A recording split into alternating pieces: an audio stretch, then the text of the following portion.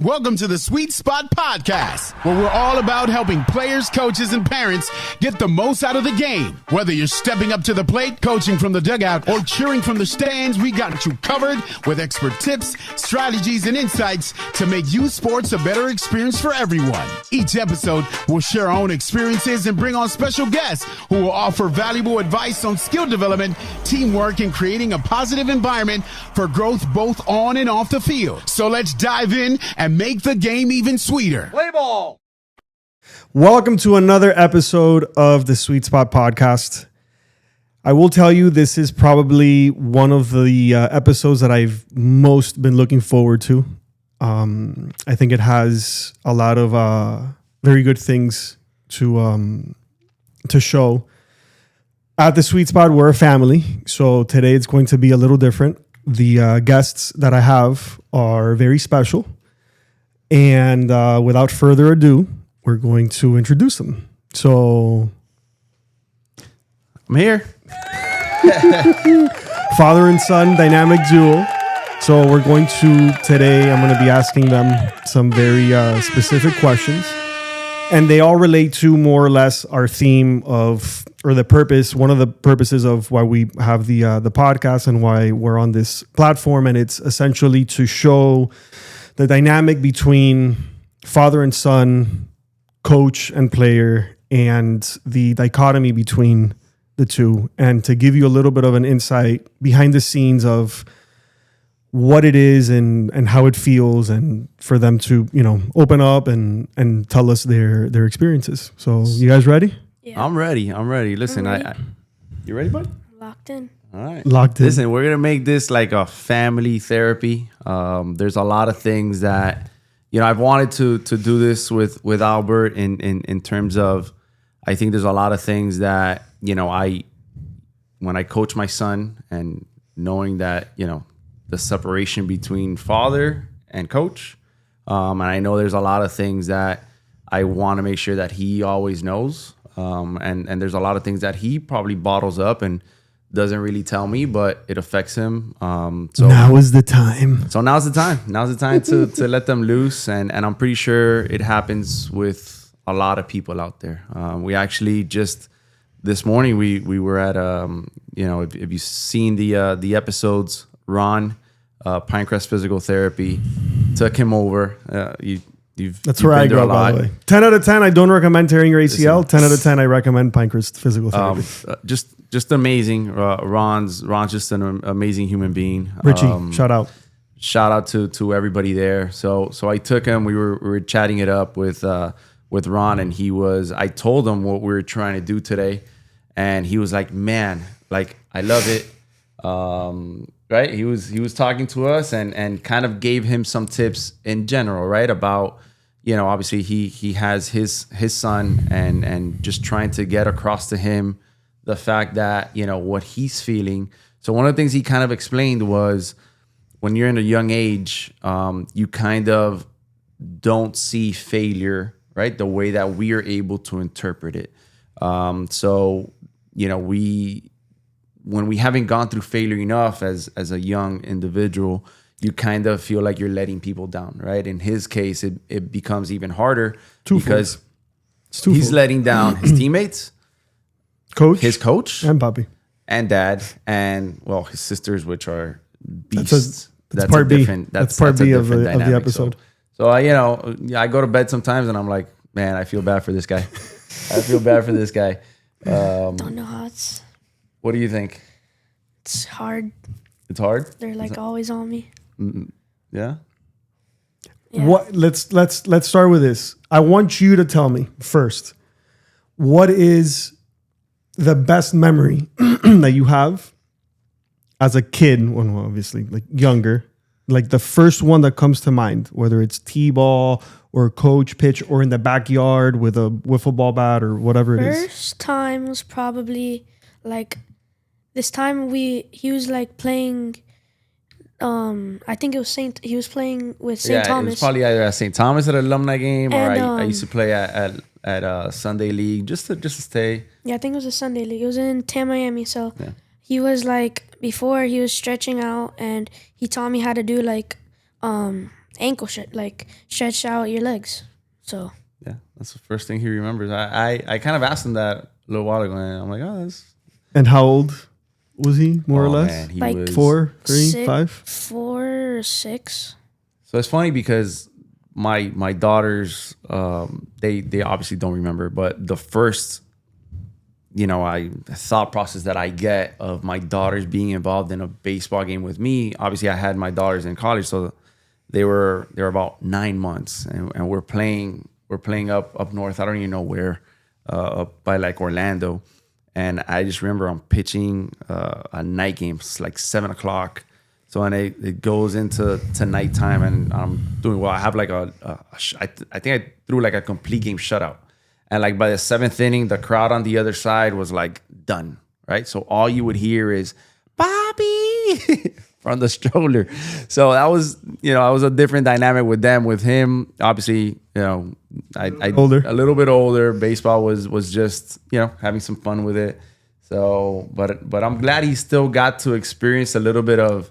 And that's why I kind of go back and try to play as much as possible so that, I could share those moments with him. So the fact that he remembers that is interesting. And why, give me one reason why it's tough. It's tough because like as him being my coach, like it's tough because he's my dad and like he's like my coach too. So let's say like he's like we're having fun and then we go to practice and then he's like on me because he's my dad. So I've always told him, I'm like, look, you're gonna be set. You're gonna be the example, right? Like I gotta treat you harder than everybody else. So that to me has been a difficult task, right? Like getting to see him and understanding that all of a sudden I'm a little harsh on him. And he's looking at me and he's like, man, but you're my dad, right? So you're supposed to love me, but I know you're, treating me like this, but you're really not treating anybody else the same way. So that dynamic, I know that it was hard on him when we kind of first started. And how is it now?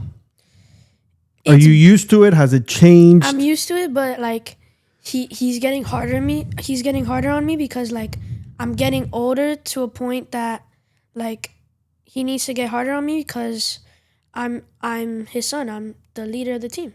Okay.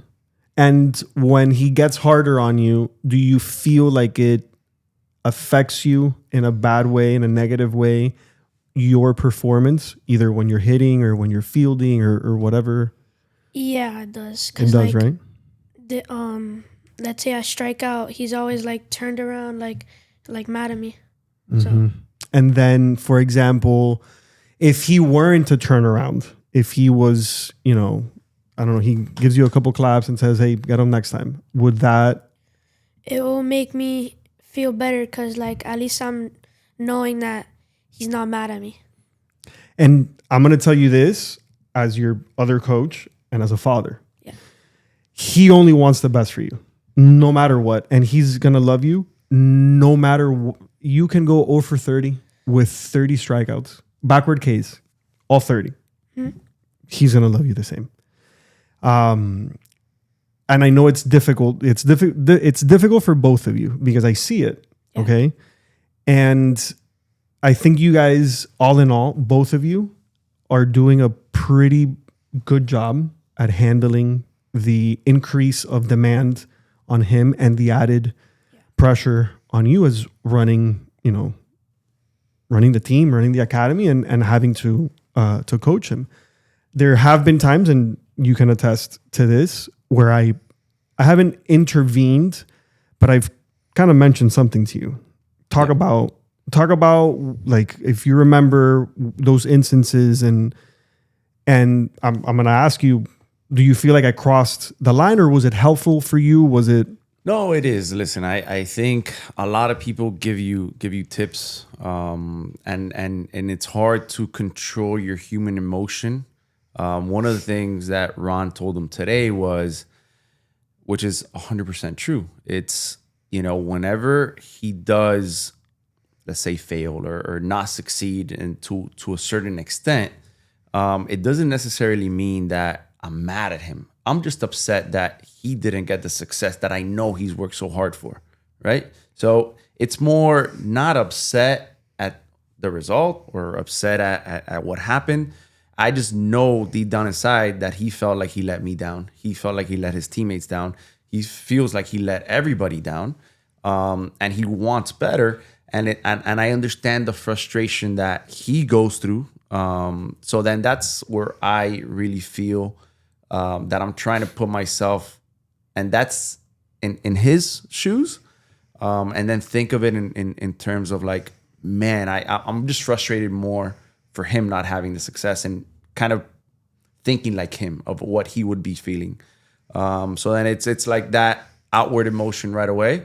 But then I take a deep breath and I'm like, man, is this really what my kid needs from me right now? Is he really need this right now, right? Feels good to know you feel that way. That's good. Hey. See, I don't tell you all those things all the time because I gotta. Yeah. But you gotta let them know every once in a while. Yeah, of course. It was funny because Zach, one of the things he's mentioned is, when he said, "Hey, I feel like I see my relationship with my dad same way that I see you and your son, in terms of how hard you are." And he was like, one of the great things that my dad did was he hounded me when I did bad. He got on me. But whenever I succeeded, like he was the first one, going crazy and having, letting me know that he was excited, right? And I used to take the approach of, like, let's say he would struggle. And I'll give you an example of one of the things that I did once that I don't feel good about. When he would struggle and then all of a sudden hit a double in the gap, I would look at him and be like, yeah, that's what you're supposed to do, right? Yeah. Like it wasn't. And so then it was like a lose-lose situation for him because it was like, man, I got a double and now my dad's still not proud of me because, like what does he want from me? My coach. And Right. if the other batter is the one that hit the double, you would be clapping for him. Exactly. Right. But, since Right. it's also that perspective of, I've always taken the approach of I don't like daddy ball. And I feel like I'm in a situation where it's difficult. It's still difficult, right? Because I try to be as fair as possible. And then again, I don't know the perspective that other people would have of, obviously deep down inside, I'm happy, right? But how much do I show that emotion and look like a fool? And people saying, "Oh man, look at that guy. He's just cheering for his son because he hit a double and he struck out the other 2 times." Something like that, right? So like I try to control my emotions, and again, I feel like sometimes it's taken an effect on him personally because he does want to see the excitement, right? Like, and I think after that conversation with Zach, I kind of took it differently and I changed my ways a little bit. I remember one time something I'm not happy for. We were playing in a game, we're playing in a tournament, first game of the tournament, and I have him leading off. And first at bat, he strikes out. Right? So I get upset. I'm like, man, what are you doing? Like, this kid's, like you should be hitting the ball over the fence. And I don't know if he struck out looking or he swung at a ball in the dirt. And so I was already heated. I was already pissed off. I'm like, man, we should be, the team also wasn't playing that good. They came out flat that day. So again, a lot of those emotions of the culmination of everything that's going on in the game, I feel like sometimes at that point in time, I would take it out on him.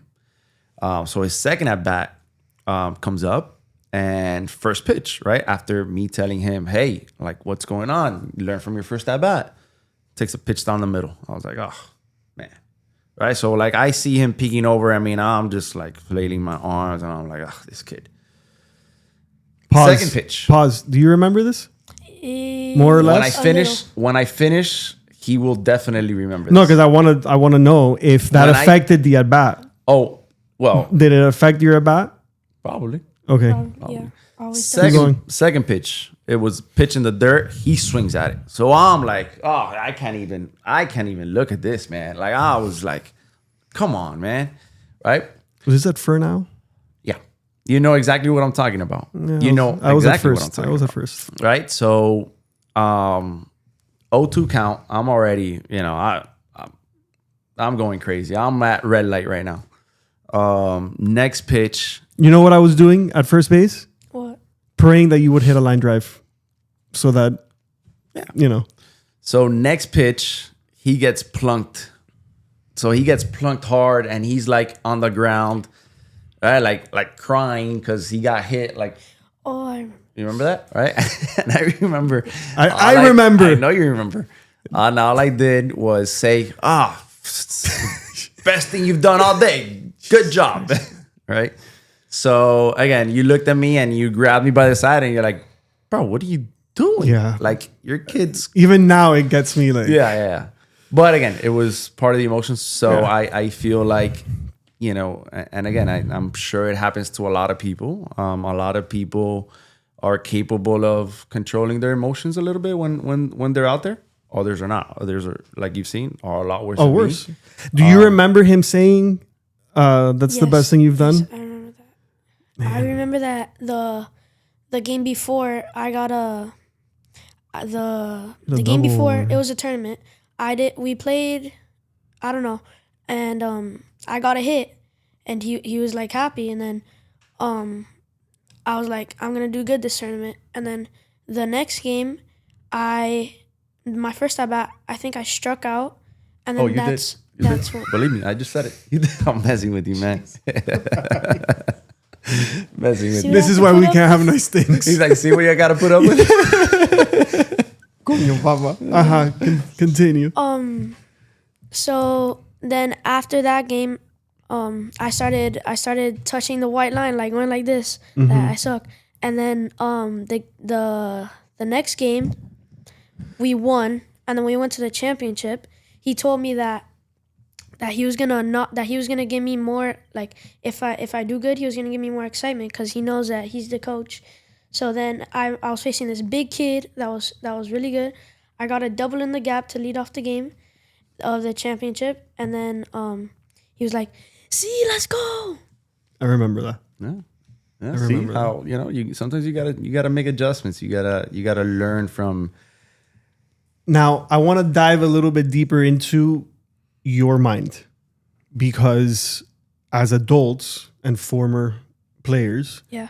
we tend to assume, or the way that sometimes we behave either as coaches or as parents on the sidelines, we tend to think or make the mistake of thinking that a 10, an 11, a 12-year-old has the mental capacity, for example, like in the game of baseball, to have a good approach at the plate.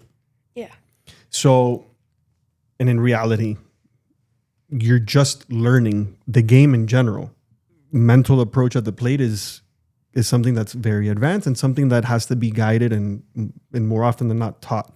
And you continue to work on it constantly. So, as an 11-year-old, what is your approach at the plate when you go hit? Like, what are you thinking about? What's going on between your two ears when you are walking from the on-deck circle to the batter's box? Can I stop you right there? No. I'm gonna stop you because I'm gonna right now, since you just asked that question, I'm like, por favor, Dios mío. Like I want him to succeed with the answer because it's gonna look good or bad on me. No. All right, no. let's go. Let's do it. What's your approach? My approach, just get a hit, get on base. Okay. That's what my team needs me to do, just get on base. Get on base. Okay. Now, are you walking up to the plate looking for a specific type of pitch, whether it's a fastball or a changeup, or are you looking for a pitch on the inner half of the plate or the outer half of the plate, so you drive it to the opposite field, or you're just, I want to get on base? It depends, like what, like if my mechanics are like trying to stay back on a curveball, hit it, or give me the ball inside so I could just rip it. Depends. Okay, so you have an approach when it Yeah. comes to hitting. Okay, go ahead. Oh, listen, just keep going with your questions. Sound like the cringe. I sound like the Grinch. Yeah. See, I get it too. I get it too. I get Never the house. wake up. No, I never mean- wake up for Christmas morning with this guy. Wow. Wow. Good family therapy right now. I love What do you this. think, Junior? Yikes. Okay, so peel back the curtain a little bit. Do you guys have a routine after a game when you're driving home together? Do you go through debriefing of the game, for example? You know, it was funny because I think it was like yesterday or 2 days ago. We're having practice and he screams at me. I don't know. He was trying to get my attention. He goes, "Coach, coach." So one of the dads is like, "Man, I'm so proud of you that you call him coach." I'm like, that's always been the case. Like That was yesterday. it was yesterday. He usually does that, right? Like Yeah. and I think that's a psychological way of being able to separate. Yeah. And I've talked to him about it. I've talked to him about, hey, you know, I'm coach on the field, but I want to be dad, right? And I think that's the hardest thing for me, that I feel like at times time passes and I don't get to enjoy it as much because I feel like I'm not dad enough when it comes to that. And that's the thing we do the most, right? Like the thing we do the most is baseball or sports. So, you know, I've had a little bit of a hard time being able to enjoy it as dad while being on the field.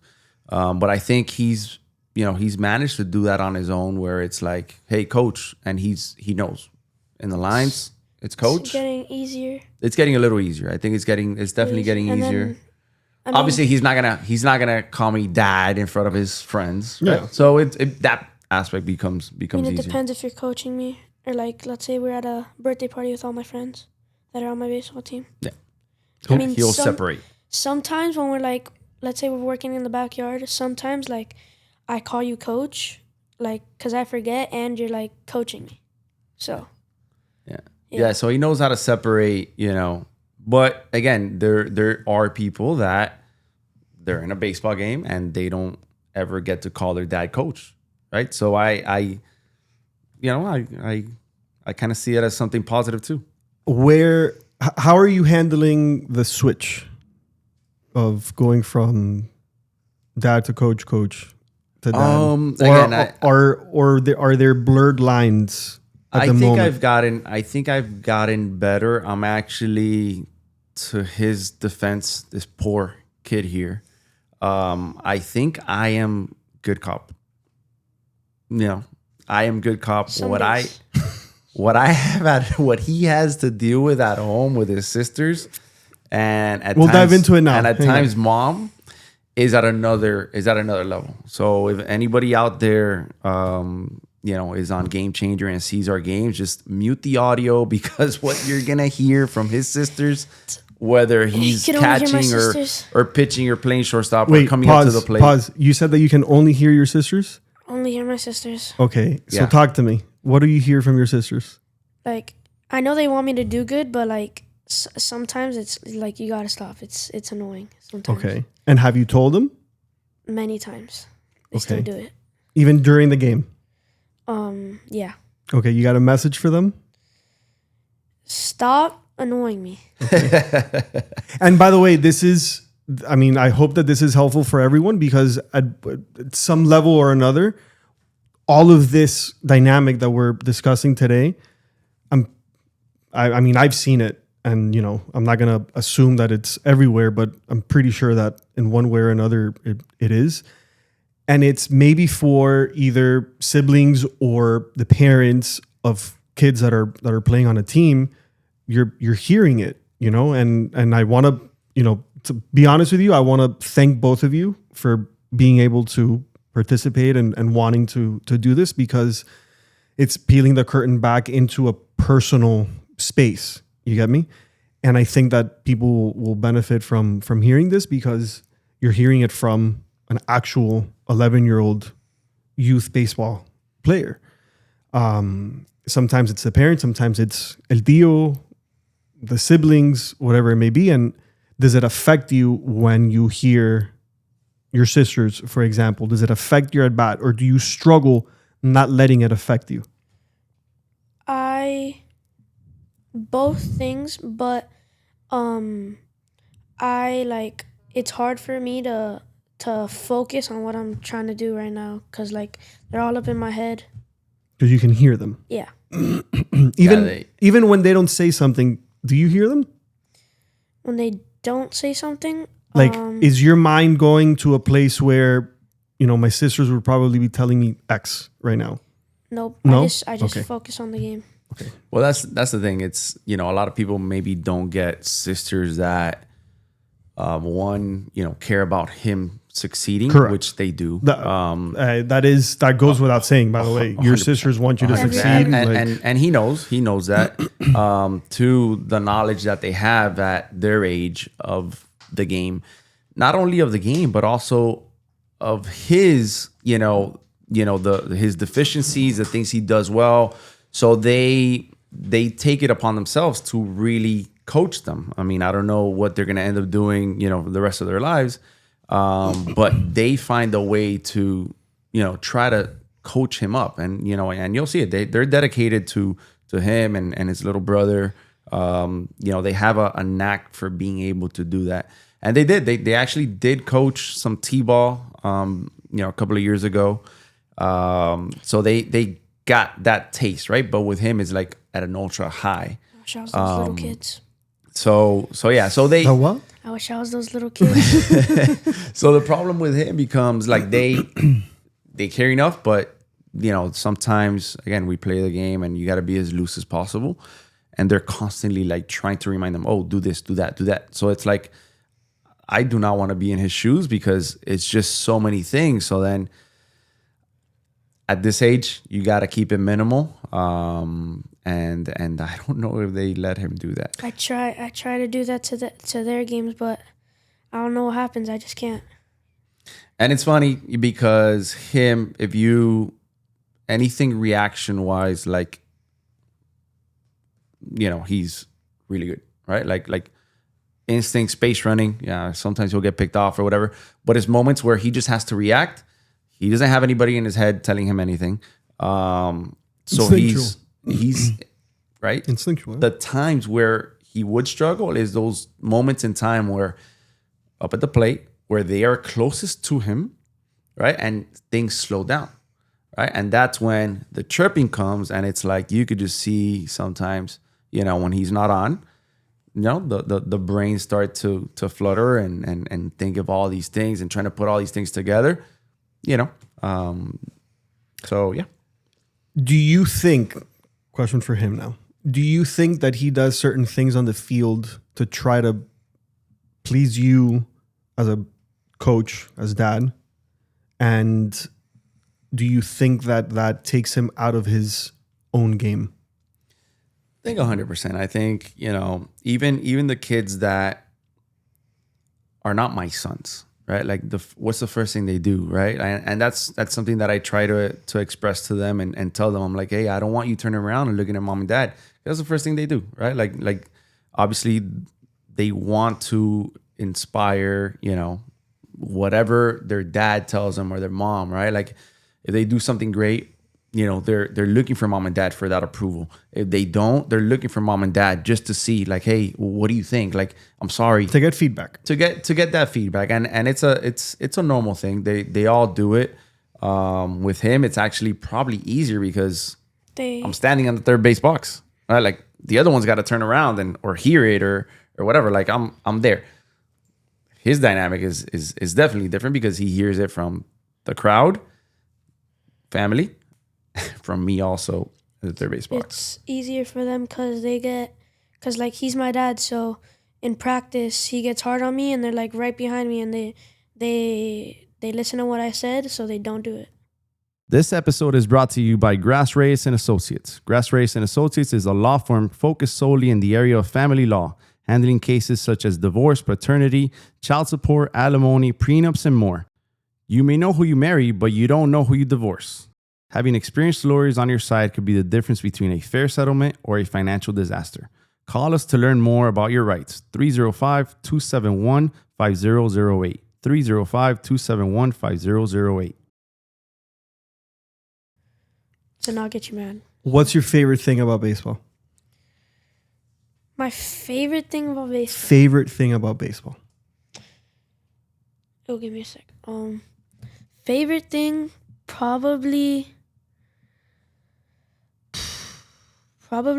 putting in the hard work that you pay off in practice and in Seeing the results. In the game? Let's say other sports, yeah.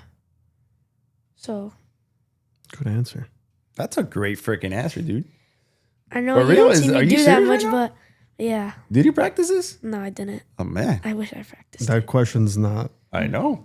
I mean, Good. That is a great response. I was I'm gonna gonna be say, quiet. I'm not gonna say a word right Yeah, now. just. I was gonna say never Why do you love the game? love the game? So I just love the game. Okay. Common sense. Was there a moment that you can recall of you playing that you're going to that's become a core memory for you, playing for Sweet Spot, playing for your dad, Core memory? that you're gonna remember, that you know you're gonna carry with you for the rest of your days? First one that comes Most to mind. memorable one that comes to mind that you really enjoyed and you'll never forget for the rest of your life. It could be something small, like you already said it. You know, he taught you how to stretch your calves. You know, was one thing. First time we started playing, he was in the backyard. He must have been 4 or 5, right? And got him a helmet, and he was all excited and a bat. And all of a sudden, I started. I don't know if he remembers this. I started throwing to him, and all of a sudden, he's hitting bombs. I'm like, this kid's never done this before. I was like, ooh, this kid's pretty talented. All right, so he keeps on, and then all of a sudden, he's like, naturally just like hitting it off of me, and he's pimping it, and he's laughing at me. I'm like, wait, hold on. I'm like, oh yeah? Next pitch, I pegged him. He starts crying. he starts crying. He didn't want to go back out. I'm like, all right, that's what you get. You're going to get pegged. 2 things. It also has to do with my sisters. So I was looking through my mom's pictures, going all the way to the top of me little. And then I remember that you got me a little bat, and there was a ball. And then it was every day my tío and you would my tío would come over, and you and him would always throw me, and I couldn't get the bat on the barrel until this one time that I finally made contact.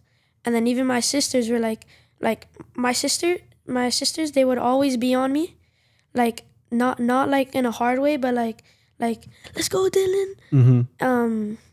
And this one time, then I hit the ball, I made contact, and everyone went crazy. It was one of the best times. Good. Okay. Now I want to ask you another question. So maybe you should hit the ball on the barrel a little bit more often. So then, I'm kidding. See what I have to put up with? It's part of the episode, man. So, aside from baseball, okay, tell me one thing that your dad has taught you outside of baseball. Outside of baseball? Mm-hmm. Outside of baseball? Can it be No, don't talk about ladies. Don't was do it. We're not there right now, man. No, not like that. Easy. Can it do with athleticism or something? Sure. Okay, so that he taught me is probably other sports other than baseball. How to throw a football, how to shoot a basketball, how to kick a soccer ball. I've seen him shoot a basketball. You don't want to learn from him. Never want to hit a golf ball. I don't like golf anymore. You've taken him to play golf?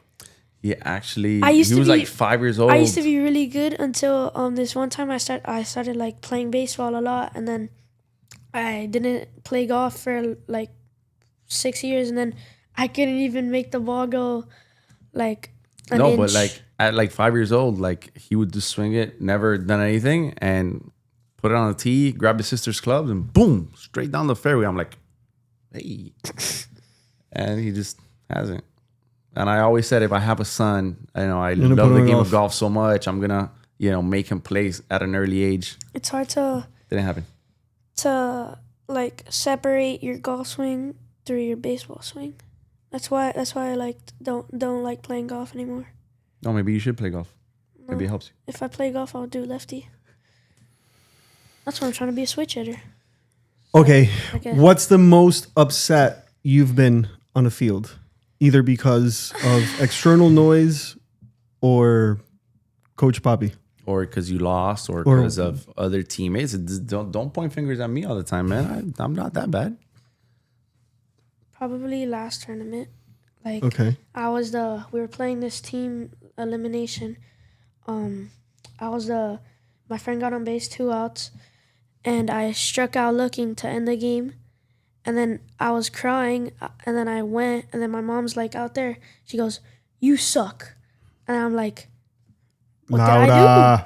And then I know she's messing with me, but I know she means it too. And then he asked like all the kids that are crying, like, because it was a hard moment. Like, we've been fundraising money, and he asked, why are you crying at me? I'm like, because I struck out to end the game, and we lost to put down my teammates. So, yeah. And how do you think he handled it? Actually, I take it back. How did you handle that? No, listen, I've always had the mentality of, again, at the heat of the moment, it's like, man, you gotta swing at that, right? Like, so, right? And then going through knowing how, he felt bad about letting everybody down. But immediately I was like, man, this is not what my kid needs right now, right? So it was like, hey, snap out of it. Let's go. Let's go have some fun, right? And immediately they're kids, right? So, it was really nice to see his teammates, the rest of the parents, everybody kind of like continue to encourage him, knowing that they're kids, knowing that they're going to go through stuff like that. It is what it is. Nobody wants to strike out in that situation. Major leaguers strike out in that situation. Exactly. So it was really nice for him to immediately, I think it took like about 20 minutes of that shock of like, man, this just happened. And then they were off and having fun with the boys, and that's what it's all about. So immediately seeing him laugh and smile and play wiffle ball 20 minutes after, that was nice. That's nice to see. Are you having fun? Like playing the game of baseball? Mm-hmm. Lots of fun. Okay. When I look at videos like me doing really good, it like inspires me to like work harder. Like, because they went on a cruise, my mom and him, and I was looking at like Zach Neto highlights and my highlights, and I'm like, I was really that good. So right after he picked me up, we had camp that day, and I started hitting tanks off the machine, and I haven't swung in like a week, and I was doing really good. So I love the baseball lingo and tanks, No. military style. Can you imagine being that age and being able to see highlights and videos and stuff like? That's awesome. That's awesome. That would have been interesting. That's awesome. Now,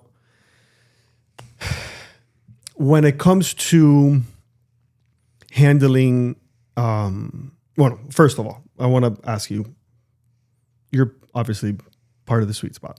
Mm-hmm.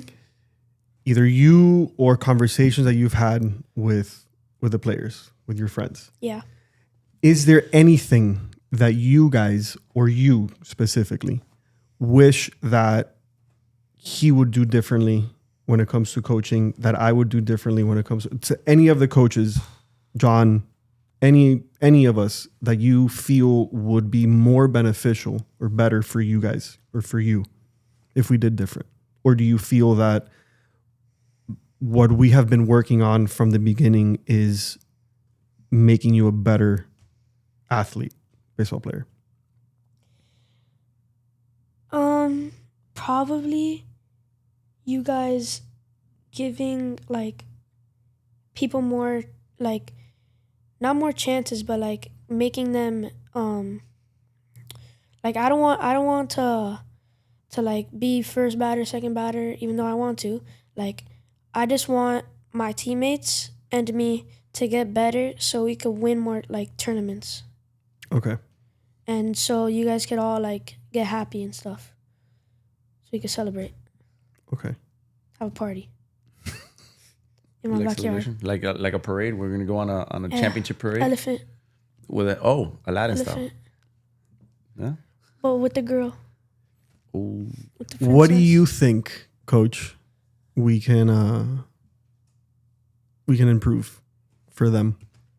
I think they're getting to an age, and I sat them down the other day. I think I told you this, and I told them that they're getting to an age where after this year, right? Like a lot of kids start to fizzle out. So I told them that I know the development's going to be there, right? We could all chime in and figure out ways to physically develop them, get them to where they have to be. We've done, I think, a really good job of getting the right people.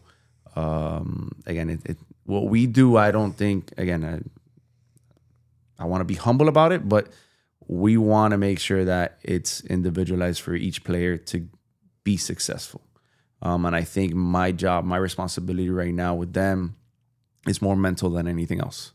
I think that being able to kind of dive into their brains and make sure that they're still loving the game, they're playing the game for the right reasons, and anything that's bothering them, they know that they have an outlet with me that they could come to, whether I have to be more of a father figure for them or a friend or whatever the case may be. I need them to know that I'm there, because I think a lot of times, whether it's failure, whether it's the outside pressure, so many different factors contribute into not loving the game or not wanting to continue it, because now they go from that age of, hey, my mom and dad are telling me to do something, to, hey, you know what? I could tell mom and dad I don't want to do this anymore.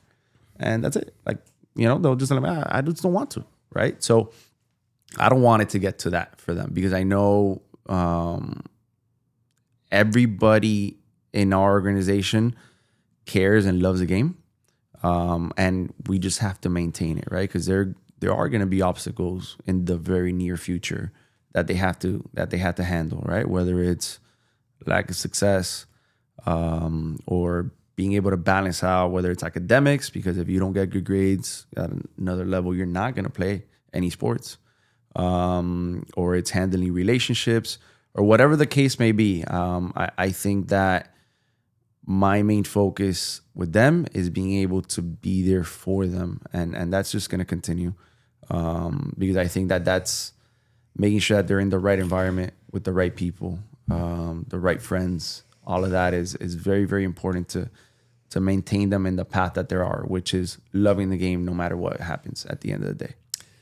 Your answers to the same question were very interesting to me, because he mentions winning so that we can celebrate. You mention focusing on development, which is what we've been doing and we're going to continue to do. But I wanted to tell you, those wins eventually come when you have sustained development for a certain period of time.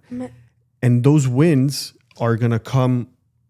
It could be wearing this jersey, or it could be at the next level.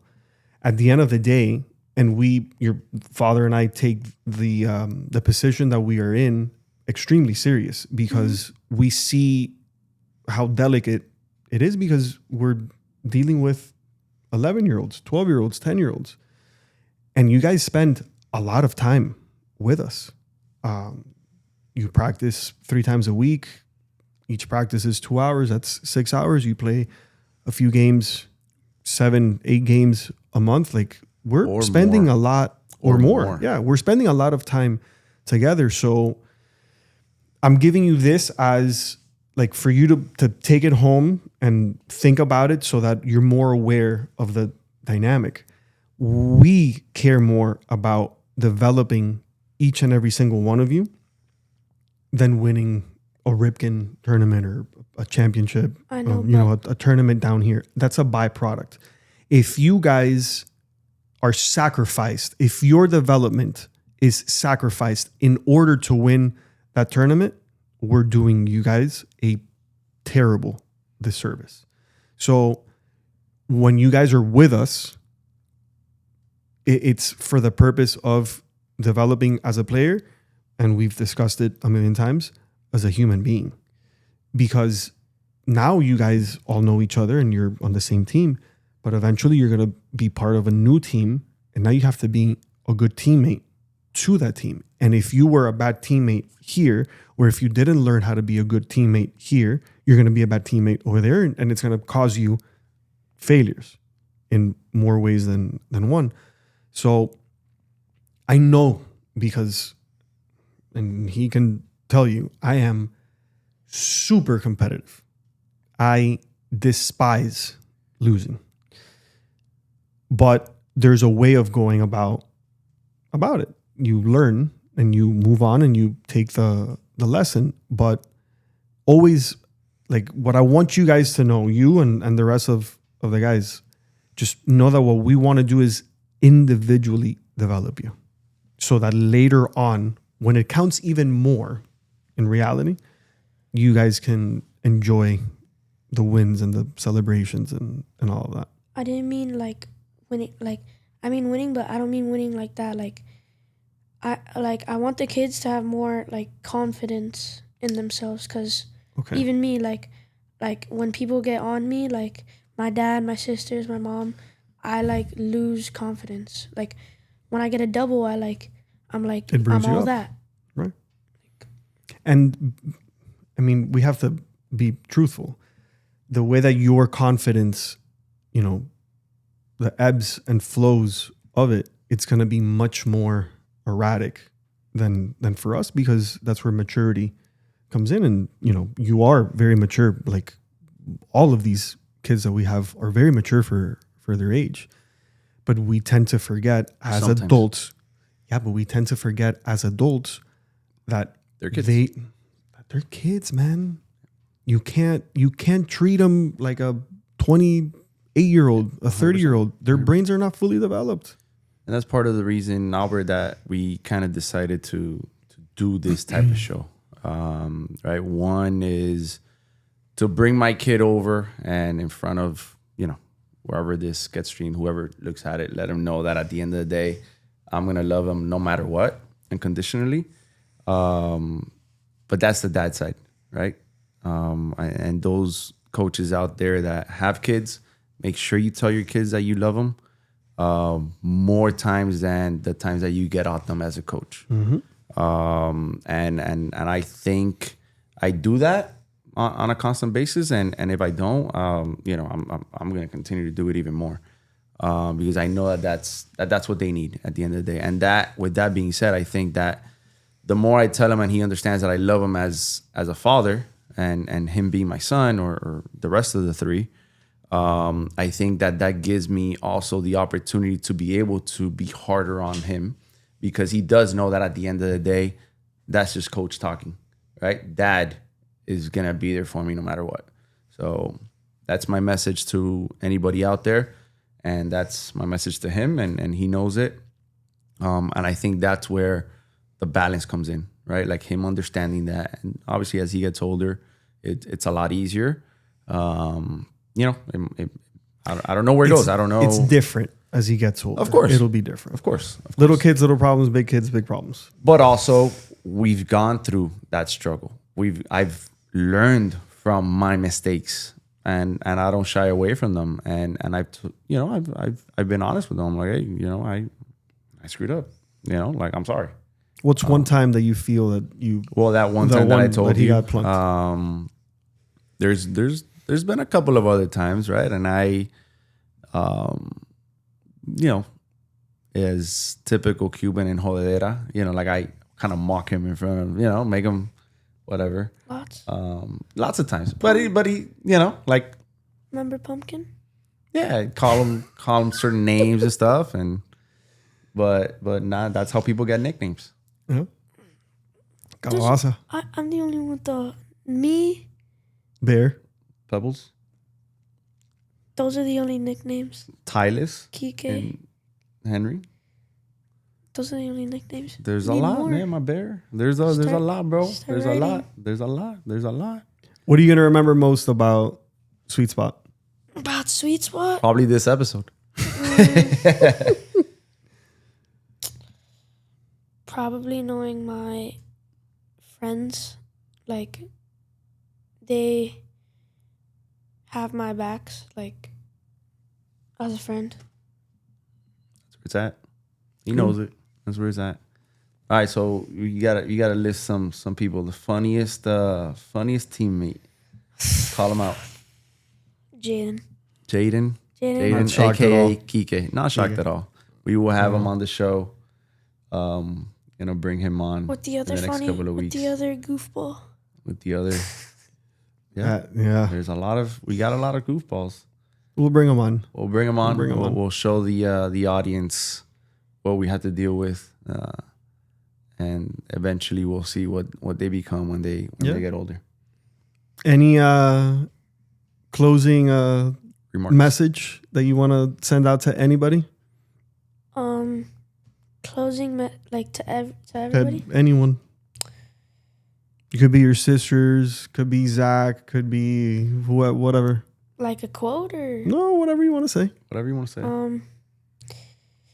never lose confidence in yourself. You're always gonna be the best one. You're gonna fail, but you're never gonna like be not like bad, but like you're not gonna be terrible. Okay. Always have confidence in yourself and continue to believe in yourself. Right? Yeah. That's the motto. That's the motto. You if you don't believe in yourself, nobody will. All right. So the first thing you got to do is you got to believe in yourself. All right. When you step into those lines, you don't have to say. You got to be humble about it, but you got to know that you're the best player there. And you, any other message you want to give out to anybody listening? Maybe parents in general. Man, I'm honestly I'm in a high right now. There's a lot of things going on, but I'm happy. I'm ecstatic. I'm enjoying every second of it. No matter the struggles that it comes with, the amount of time that I have to spend on the field or whatever. It's just I'm loving it. I'm loving it because I know that I'm making an impact on these kids because I want to do it the right way, and I think I am. And if I'm not, I'll make sure to change it. But I'll let you know. definitely You know I got your back. This one's the poor one. This one's the one that gets the brunt of it. But No, he's gonna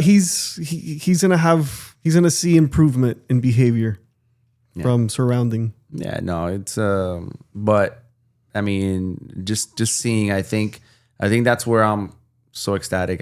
You actually, after a year of doing this, you get rewarded by what you're seeing in the kids, right? And those kids that came in lacking that confidence, right? You see them make plays, and it's really rewarding because you know that the process is there, and you feel very happy for them, for the parents, right? The parents that are so overwhelmed with, where's my kid gonna be, and you try to tell them, hey, this is a process. Like let us take care of what you're bringing us. Seeing the excitement in their eyes and them being thankful of how we've been, the whole process is rewarding. So I mean, again, I hope I'm around for a long time where I could kind of see these kids come back and say, hey, coach, thank you. So that's all I'm looking forward to.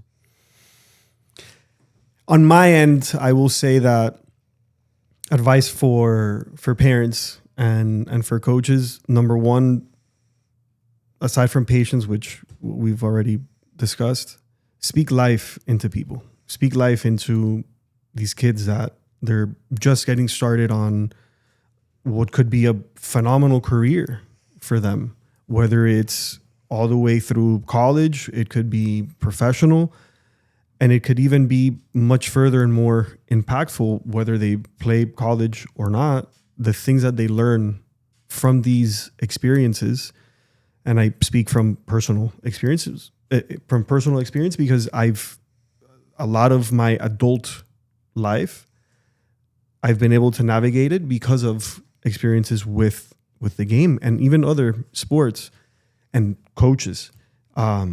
Speak life into people. It's not, you always have to be kind. No, if you have to be harsh every once in a while, it's fine. You got to hear the harsh truth as well as a human being. But in general, speak life into people. Love it. All right. Thank you, bud. How was that? Fun. Fun. Good. Yeah. Was it a test? Yes. No, it wasn't. All right, send us off. Tell them to like, subscribe, and all that stuff. Like, subscribe. Zach Netto's the GOAT. I'll be at a fun time, and hopefully I get back on it next time. Sounds good. There you go. Sounds good.